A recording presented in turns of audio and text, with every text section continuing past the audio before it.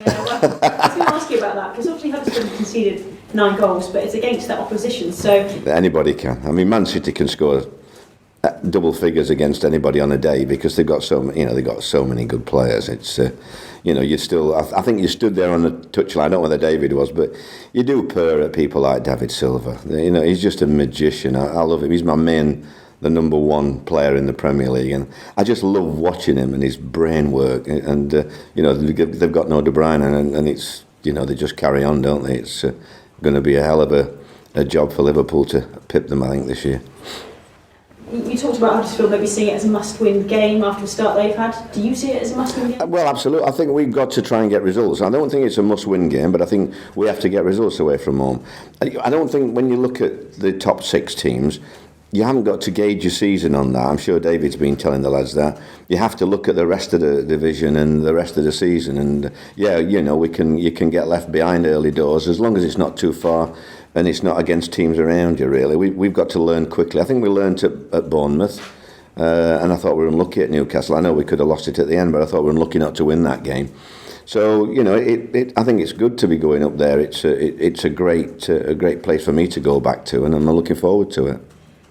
Yet to score in the Premier League, the only side not to score. Is that a worry? Yeah, and the worry is that we're in very good positions at times last week, and really didn't materialise to anything substantial, and 1 or 2 good heading situations which were like a damp squib, really. It was disappointing in that last third. We are working on that all the time now in the week, but. You've still got to get the correct balls and the desire and the ability. We are working. We're trying really hard, the lads, and I'm hoping that we can get off the mark this weekend. What do you think the best striking option is? Because obviously you spent money, you bought it. I don't know. Okay, I don't know. No, theoretically, Ken Zahor should be my main man. When he's doing well, he scores goals left, right, and centre. Gary Medine's come back really, really well. Lost a lot of weight, and when I look at Glenn Murray at Brighton. Who I thought was fantastic the other night, 34 years of age.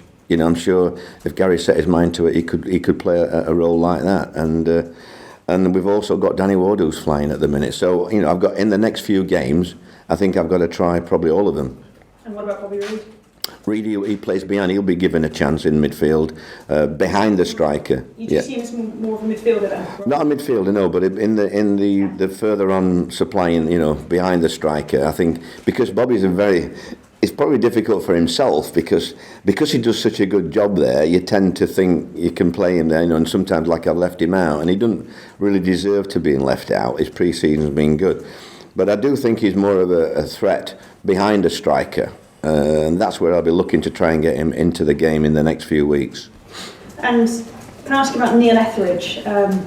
He's been brilliant for you so far, hasn't he?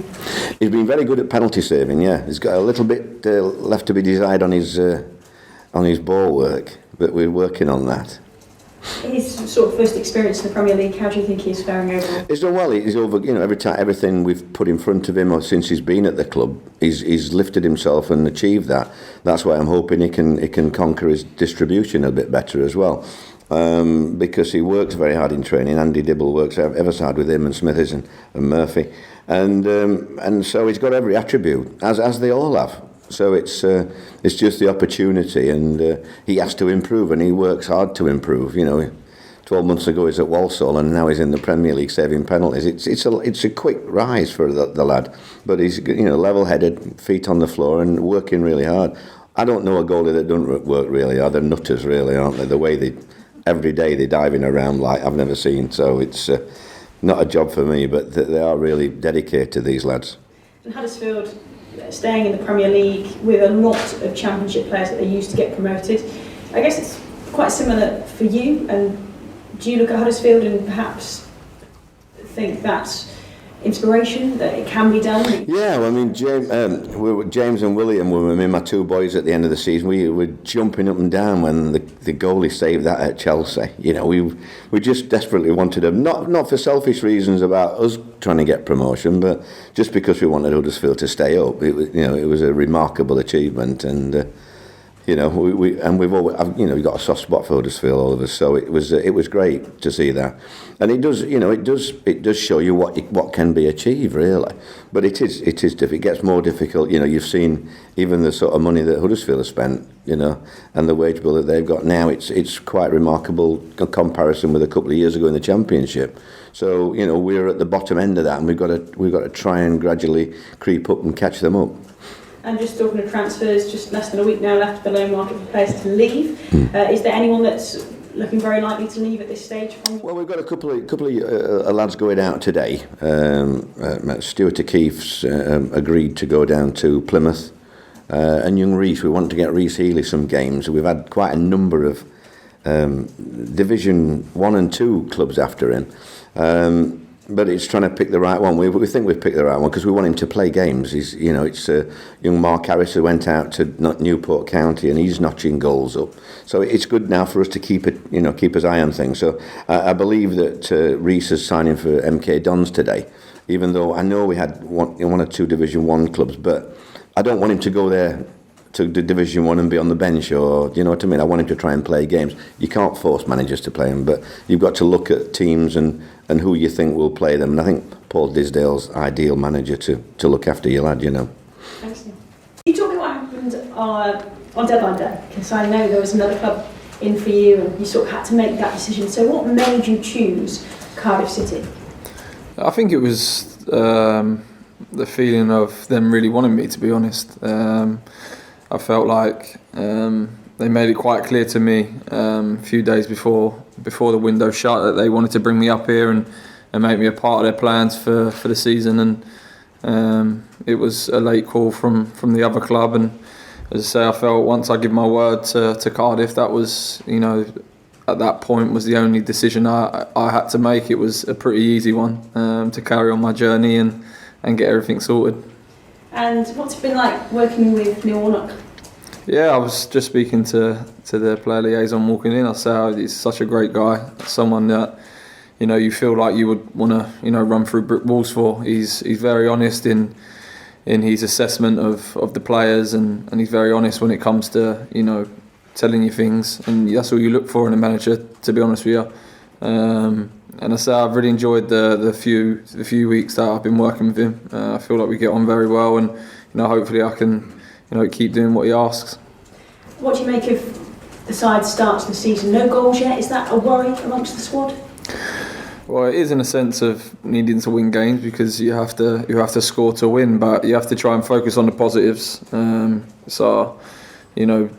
First season in the Premier League for a while, and that sort of them sort of things come with time. I'm hopeful that once we score one, it will start flowing, and 1 point from the first 2 games is, I've always said, the first point in the Premier League I feel is always the toughest one to get.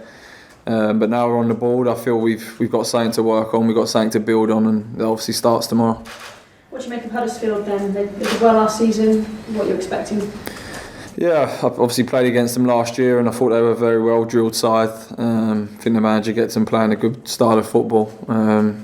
As a team, we're going to try and focus on their weaknesses today and see where we can exploit them. But they deserve to be in the Premier League. I feel they deserve a lot of credit for the way they stayed up last year, and they used the same bulk of players that got them into the Championship, that got them into the Premier League. And to say the manager deserves a lot of praise and credit for that. They was a very tough team to play against.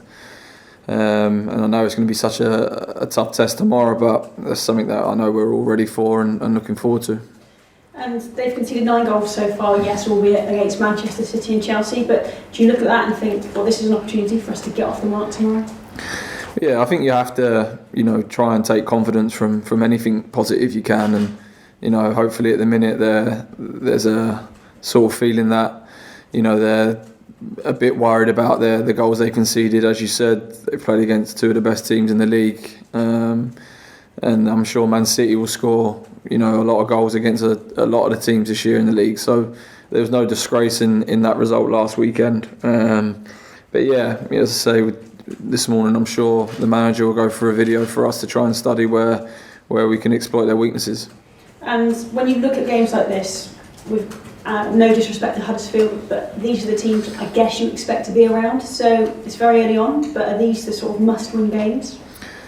I never think, 3 games in is ever a must-win game, but of course I understand what you mean. It's against a side that, on paper and from the outside, people expect to be down there, along with us. So these sort of games are obviously important, whether it's, the 3rd game or the 35th game, for example. So, we want to get a win on the ball. We want to start scoring goals, and regardless of who we're playing this weekend, we want to try and do it now. So, fingers crossed we can, put in a positive performance and get the rewards from that. And finally, just ask about Neil Etheridge. He's been fantastic for you so far, hasn't he? But yeah, we need big players to stand up to big moments, and that on the weekend I'm hoping will be season defining for him personally, and hopefully that can rub off on the team, because it was such a big save in a game where it's what you play football for. Them sort of moments, you go from feeling the lowest you do to the highest you do. So it was hopefully a massive confidence boost for Neil, but I think that can rub off on all the team. Thanks, Harry. Harry, you obviously seem to be developing the start of a relationship with Victor Camarasa in midfield. Spoke about it a bit